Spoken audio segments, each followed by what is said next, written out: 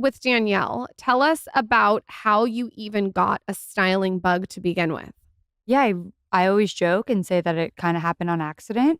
I went to school for business, came back to New York, applied to 100 internships, finally landed one in celebrity relations that you were, working unpaid, working crazy hours. I was commuting back and forth from Long Island. And then, things just start happening. You get a position open. Fast forward, I was at another PR agency. I met Allie, actually hired her for the celebrity relations team. And that's where we started getting into trouble. But you meet stylists that way. I met a stylist, Mimi Cottrell, went on to work for her. That was really the first intro into the styling world because you don't really hear about it too much, that there's this whole world of celebrity and people get dressed just to get a coffee.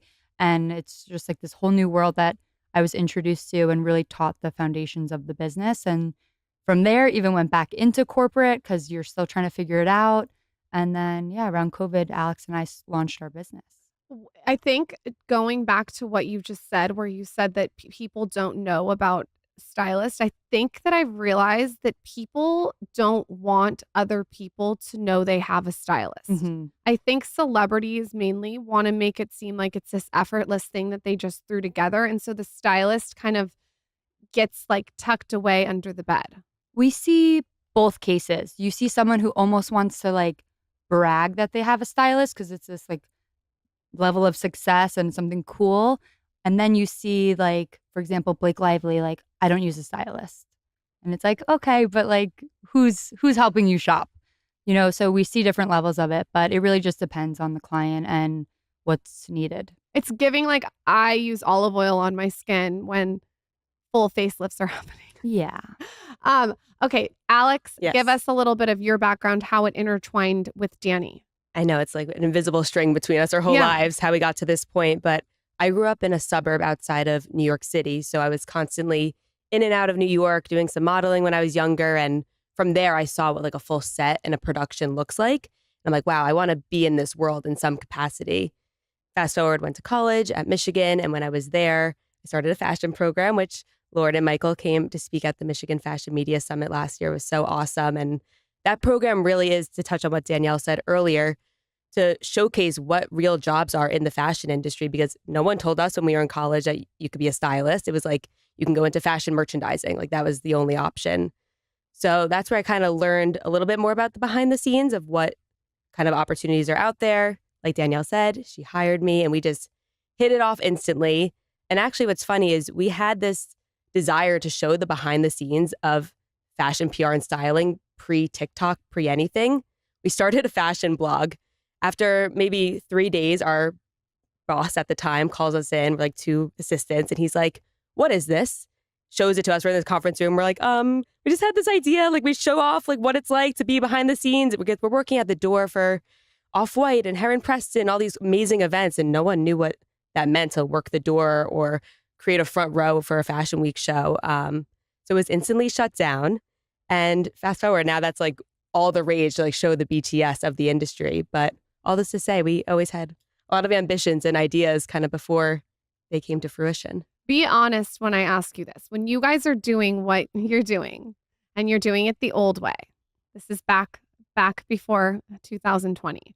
What are the gaps that you saw where you're like, fuck, people just don't get it. Like they gotta evolve. Like you saw white space. You saw things that people are just, that your youth wanted that they weren't doing.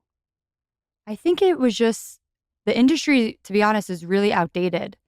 I mean, I still I look at a PR agency and I'm like, what's the point anymore? Like, there are these massive companies that have hundreds of brands that aren't getting the right attention.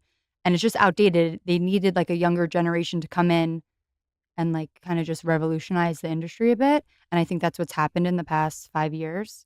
And I think we're headed more towards that way of just like, let's do things that are different. Let's like change the industry. Let's not do an A to B event with the same people and the same A-list celebrity.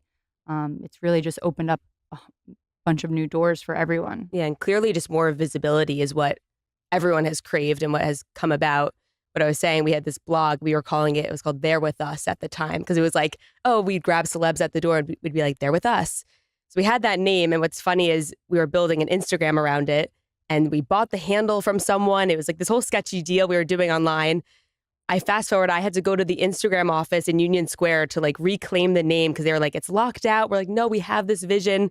I told them at the front desk, I'm like, I'm with Eva Chen. I'm dropping off a garment bag for her. Total lie, total bullshit.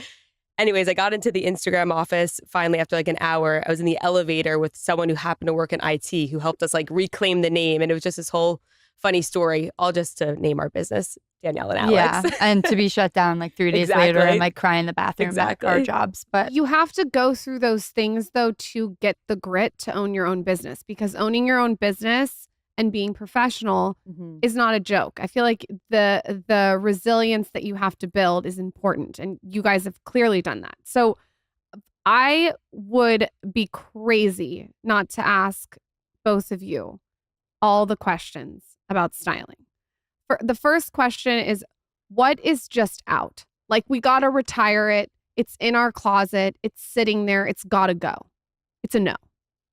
I would be the first to say skinny jeans. And I know that's like a big debate, but I know I'm not ever putting a skinny jean on my body again. I think there's just so many alternative options and colors and styles. And we're pretty open to a lot of things. So what about a skinny row black pant, scuba legging? Very different. Like, I love the wardrobe leggings with the little flare on the end. Like, that was very Hailey Bieber with the heel and the slit. Like, I love that. That's like sleek and feels dressy, but something about just like a denim skinny jean doesn't do it for me. It needs to be like a bootleg. So it's out. Yeah. So we're going for bootleg. You know what I don't like? And I'm just going to say it. The new trend of this bubble pant. Okay. I can't do it. It's not flattering. Not flattering. No, I like things that are flattering. I don't mind seeing that on like a runway just to like see it. Okay. But yeah, I don't imagine us styling anyone in that. But we love like a baggy cargo pant, baggy denim, low waist, high waist. What are the brands that are highs and lows for pants that you guys gravitate towards? Yeah, I'm really in this phase of my life where I'm especially elevating my denim. So now when I buy denim, like today I'm wearing Loewe denim. I love Jack Moose denim. Alexander Wang is like a affordable, really good quality. Who else? Dion Lee makes great denim. So I'm kind of over buying the cheaper denim just because I'm looking to build out my wardrobe, have things for the next 5 years, 10 years. But if you are looking for more affordable, accessible options, we love Girlfriend denim. It's on Revolve and Forward. We love Park. Our friend Chelsea Park has a denim line. It's really, really good quality. And then my hack, because we know you love a hack, is if you live in LA or travel to LA, there's this girl, her name's Lenny, and she has a vintage